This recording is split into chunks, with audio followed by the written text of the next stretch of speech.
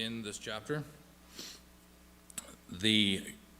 Someone else much smarter than me, a mathematician, I guess, or somebody who understands the science of chance or the science of probability, put together some information about the probability of this chapter actually coming true 800 years after the fact that it was written.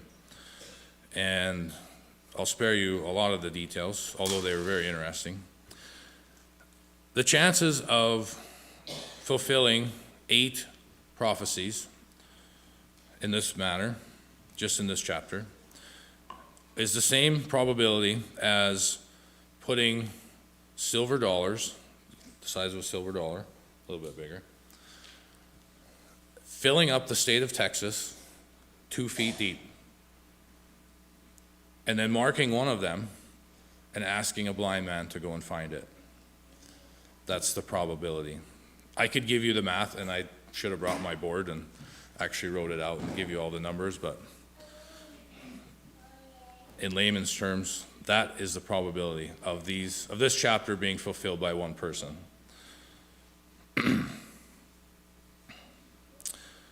Verse 1, who has believed what he has heard from us?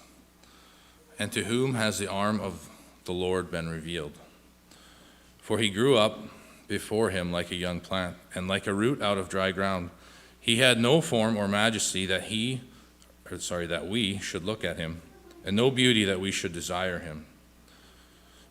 As of the year 2020, the world's population stands at 7.67 billion people, with 17,423 recorded people groups in that population. Over half of these people, 58.4%,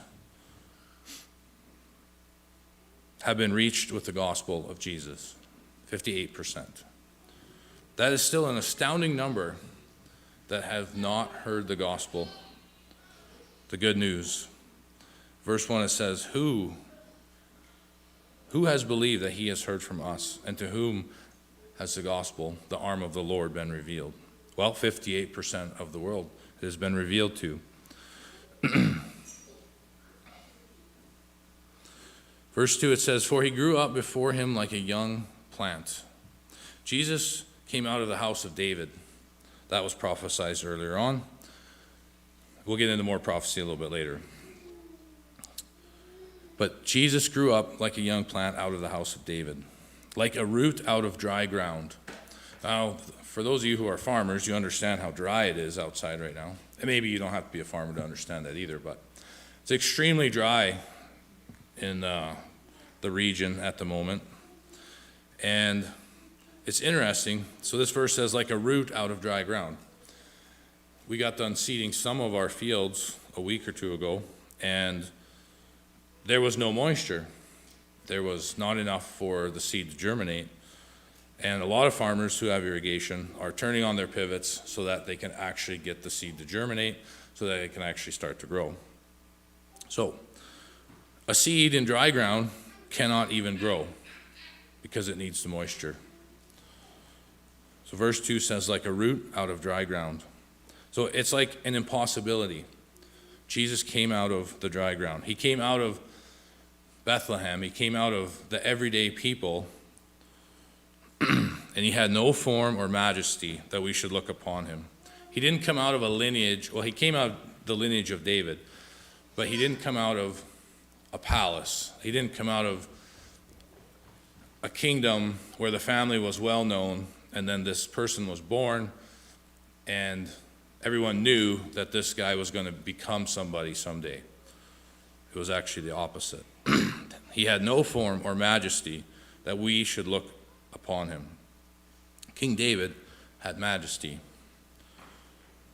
The definition of majesty is impressive stateliness, dignity, beauty, royal power. Jesus had none of these. And no beauty that we should desire him.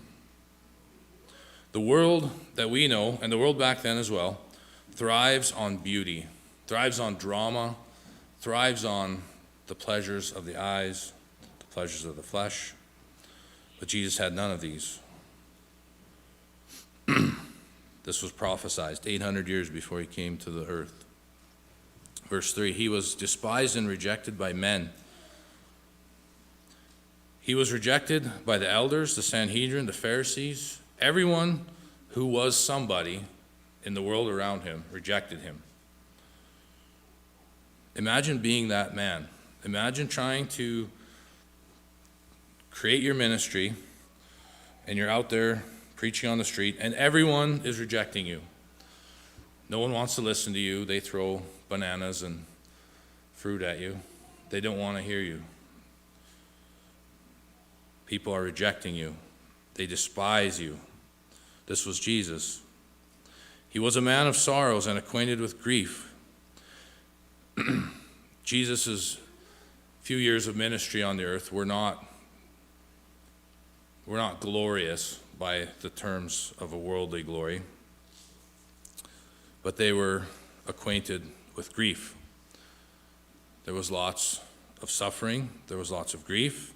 He was with the lower class of the world. That's who he hung out with. Jesus said he had no place for himself to lay his head. Why would anyone want to join him?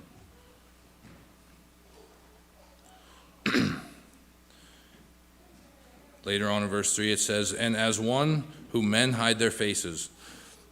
Now Simon Peter was standing and warming himself. This was right after Jesus was taken away.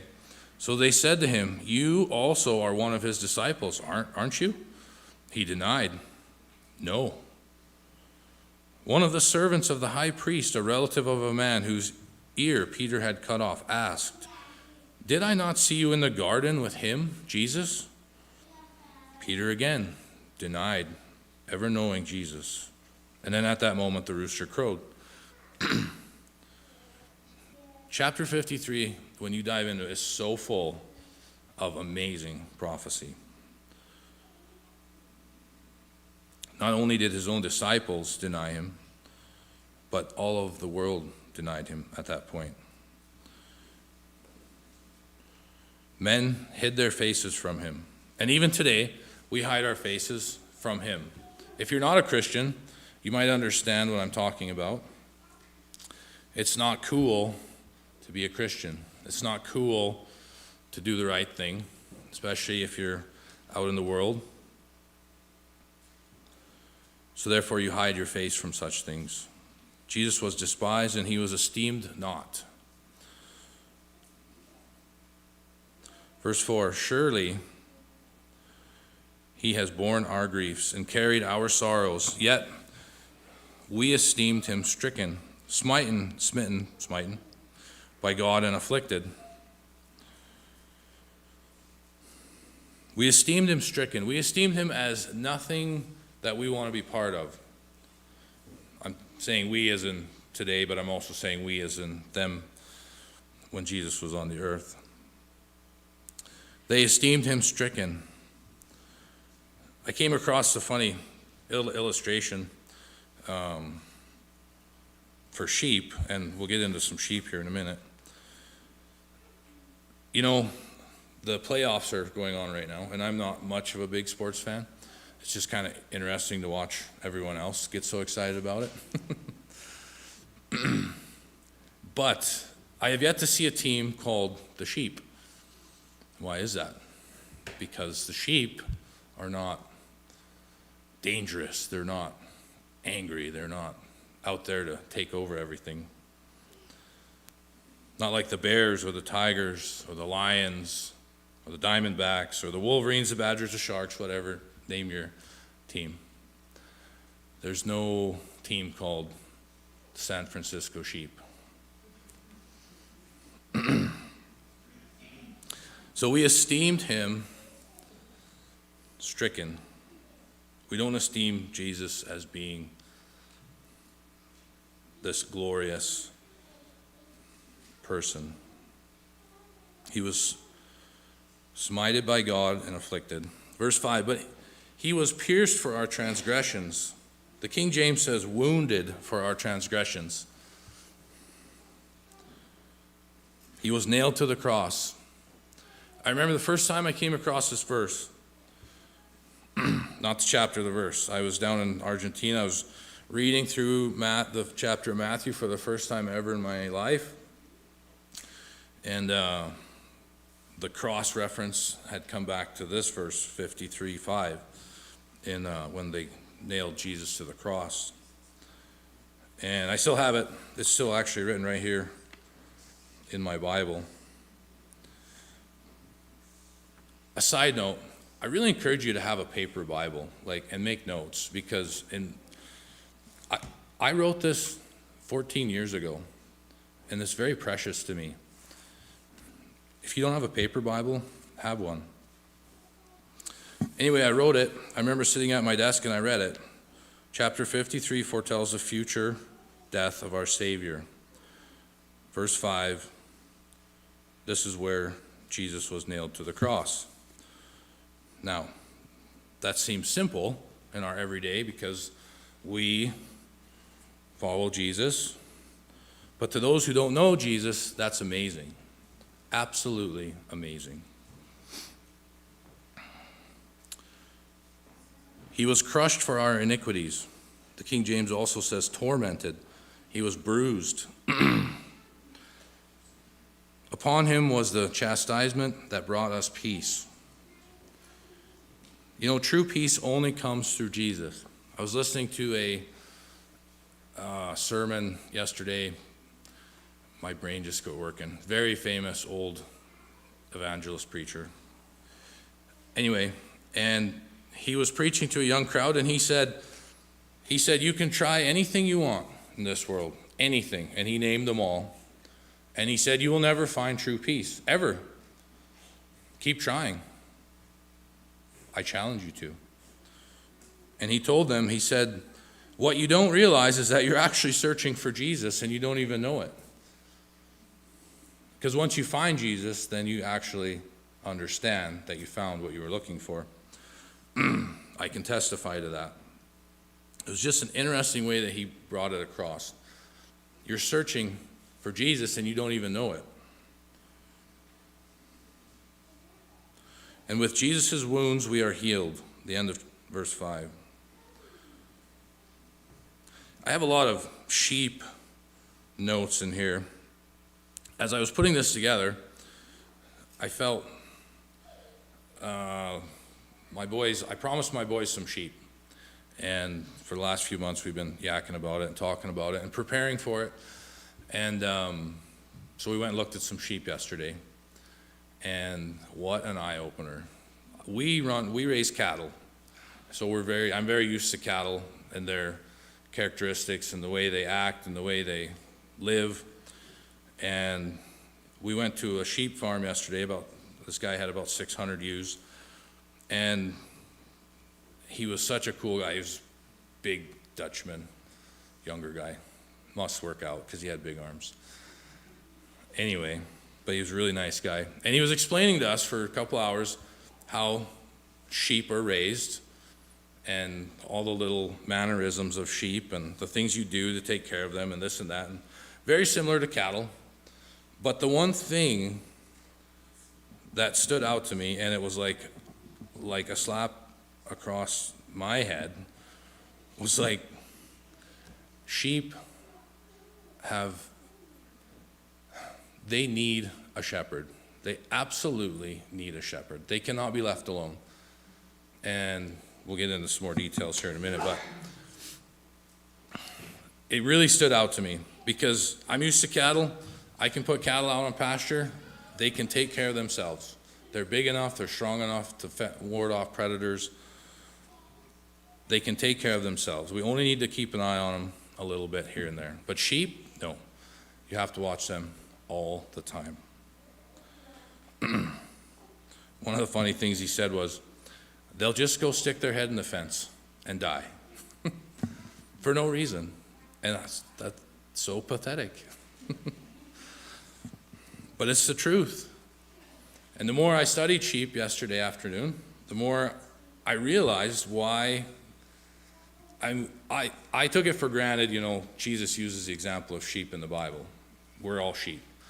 But I took it for granted. And then actually seeing it, it kind of awakened me a little bit. So Anyway, sorry for the bunny trail.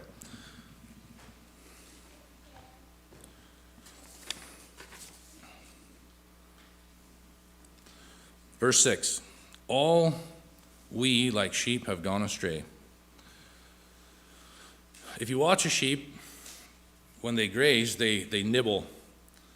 It's funny, we use that word a lot in our house, nibble. It's a cute little innocent word. So when you see a sheep grazing, the only word you can describe it is they're nibbling with their little mouth. They nibble. They don't eat or graze, they nibble. Anyway, a sheep, upon doing some research, it can go astray or get lost just by grazing. It just starts grazing and its mind goes off on who knows what, and pretty soon it's lost. And the rest of the sheep have left it behind. And it says here in verse 6 that we have all gone astray, just like the sheep that was off nibbling by itself. And we have turned, every one of us, to our own way. We become selfish, and we forget about the flock. We forget about the shepherd, Jesus, and we go our own way. We all do that. I'm guilty of that this week. Like, I'm constantly reminded when I sit down and study, man, always relying on myself. We have turned, every one of us, to our own ways. We are the lost sheep. Sheep are totally dependent on the shepherd. And the Lord has laid on him the iniquity of us all.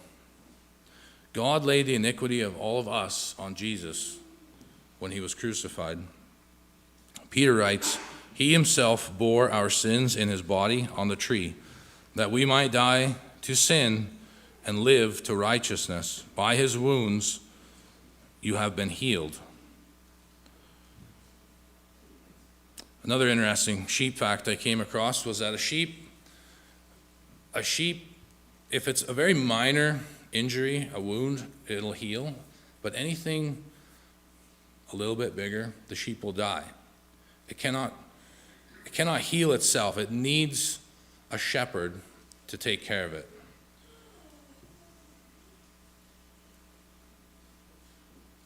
It says, well, Peter writes, by Jesus' wounds we are healed. Jesus took the wounds. He took our sin and bare it on the cross so that we can be healed. We, the sheep, can be healed. Verse 7, he was oppressed and he was afflicted, yet he opened not his mouth. Another prophecy fulfilled. John 19:7 says, the Jews answered him, we have a law, and according to that law he ought to die because he has made himself the Son of God. And when Pilate heard this statement, he was even more afraid. He entered his headquarters again and said to Jesus, where are you from? But Jesus gave no answer. Jesus opened not his mouth while he was being oppressed and afflicted.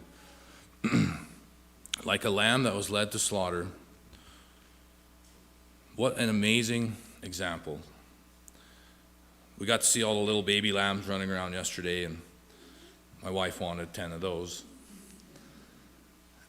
And they're terribly cute. They're the perfect example of innocence. They are totally dependent. They would die without someone there feeding them and helping them find their mother and nursing them, and it's unbelievable how dependent they are. But it says, like a lamb that was led to slaughter. Jesus was the lamb. They led him to the cross. They led him to the torture. He was innocent, just like a little lamb. The innocence, the meekness that he bestowed or had. And like a sheep that is before its shearers is silent, so he opened not his mouth. When I was a kid, I have a little bit of experience with sheep. When I was about the boys' age, my grandpa had a flock of sheep for about a year or two that I remember, and then they ended up going to town. But I remember quite a few little things about them. And then I also remember going and helping one of the neighbors shear his flock of sheep. And when I read this, it came back to me. It is like a sheep that is before the shearers is silent. A sheep will not fight. It literally just gives up. When it's ready to be sheared, the shearer grabs him and flips him up on his hind end, and then his legs are sticking out, and he begins to shear him. A sheep will not fight. As soon as he is in control of someone else, he gives up. He's just, the end is here, he's done. A baby calf, for example, or a cow, will not give up. Never, ever, till they die, they will not give up. They will fight you and fight and fight and fight. It is such an extreme difference between the two.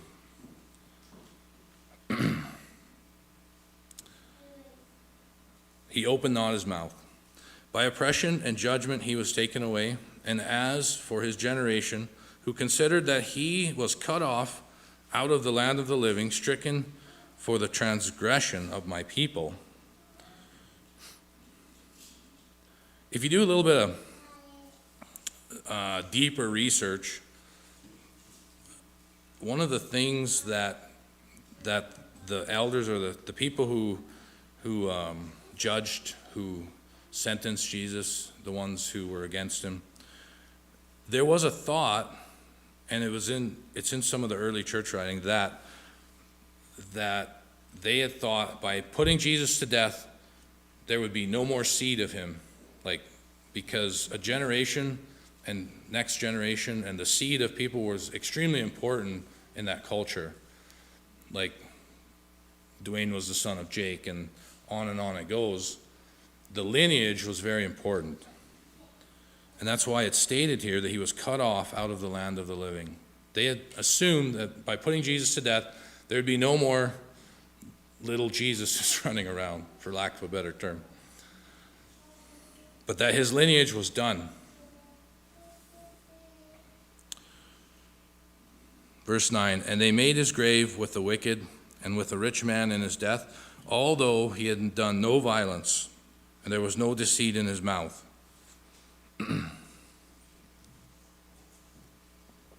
This is another prophecy that's just absolutely mind-blowing. And they made his grave with the wicked and with a rich man in his death. He was put on the cross with two wicked men, one on each side of him, thieves. And then he was put into the tomb. And that tomb happened to be owned by a rich man, Joseph of Arimathea. He was, John chapter 19, verse 38 says, after these things, Joseph of Arimathea, who was a disciple of Jesus, but secretly for fear of the Jews, he asked Pilate that he might take away the body of Jesus. And Pilate gave him permission. So he came and took away his body. Now in the place where he was crucified there was a garden, and in the garden a brand new tomb in which no one had yet been laid. Joseph was a very wealthy man. He was wealthy enough that he personally knew Pilate. I can't just go talk to the governor of this province or the prime minister of this country. I can't just phone him up and say, hey, by the way, I need this and this. You have to be someone of importance or some sort of a contact or connection to be able to just get to Pilate and say, oh, by the way, can I please take down the body of the guy you just killed? Joseph was this man. If you dive in a little bit deeper, in the Gospel of Nicodemus, which is an apocryphal writing, it states that Joseph was imprisoned as soon as they laid him in the tomb. The Sanhedrin took Joseph and put him in jail. And if you read the testimony of Nicodemus, it says that the Sanhedrin imprisoned Joseph and they locked the door and they put a seal on the door that no one could let him out. After Jesus was raised on Sunday, they went to go find Joseph, and Joseph was not in his cell. Joseph was back home in his home country. No one knew how that happened. Later on, 40 days later, this is all in the Gospel of Nicodemus. It's not canonical, so take it with a grain of salt, but it's pretty interesting. 40 days later, he come back because he was invited to give a testimony by the elders and chief priests. And he came and he gave a testimony, and he said that Jesus himself let him out of the jail cell and took him to his home country and told him to stay in his house for 40 days. And then after that, he would be called upon. What an amazing story. And they made his grave with the wicked and with the rich man in his death, although he had done no violence and there was no deceit in his mouth. Another prophecy fulfilled. That's just a quarter of that one coin somewhere in Texas that you'll never find. Verse 10, yet it was the will of the Lord to crush him. He has put him to grief.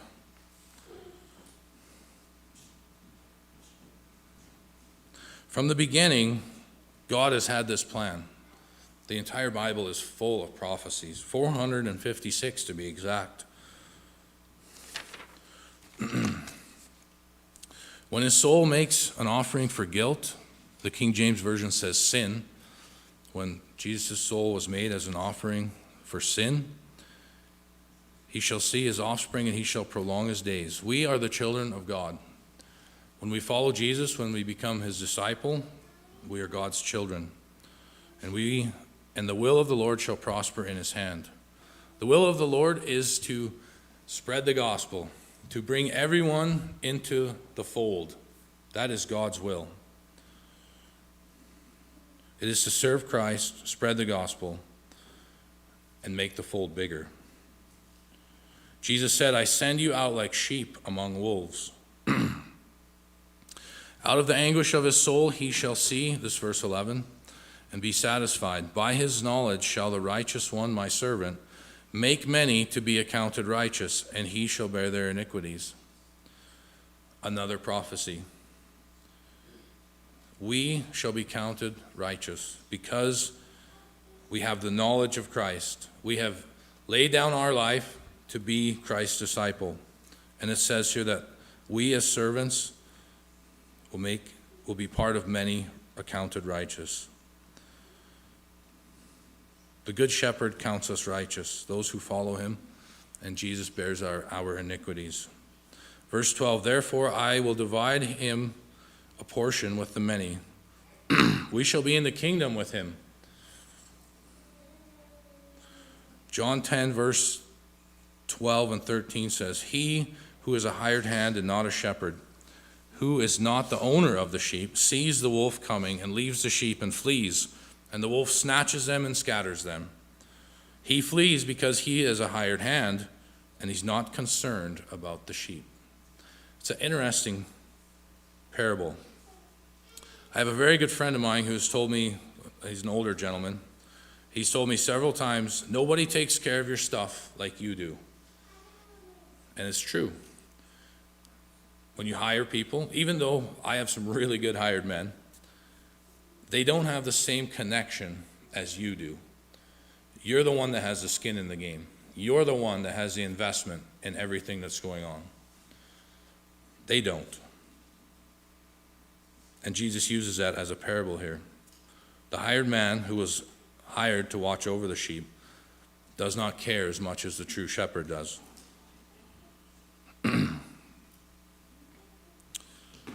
But because of that, we will be divided to us a portion with everyone else. And he shall divide the spoil with the strong. Because he poured out his soul to death and was numbered with the transgressors. You see, Jesus wasn't the king on top of the hill looking down over all his people. He was with the people. He was one of us. He still is. He was numbered with the transgressors. Jesus said himself, I am the good shepherd. And then he says, the good shepherd lays down his life for his sheep. The guy that's got the skin in the game is willing to lay his life down because he's the one that's got the investment in it, not the hired man. There's an important difference. Yet he bore the sin of many, and he makes intercession for the transgressors. Jesus makes intercession for us. We are not perfect. We are dependent sheep. I could use stronger words, but we are dependent sheep. And Jesus makes intercession for us. John 10 says, the sheep hear his voice, and he calls his own sheep by name and leads them out. When he has brought out all of his own, he goes before them, and the sheep follow him, for they know his voice. A stranger they will not follow, but they will flee from him, because they do not know the voice of the shepherd.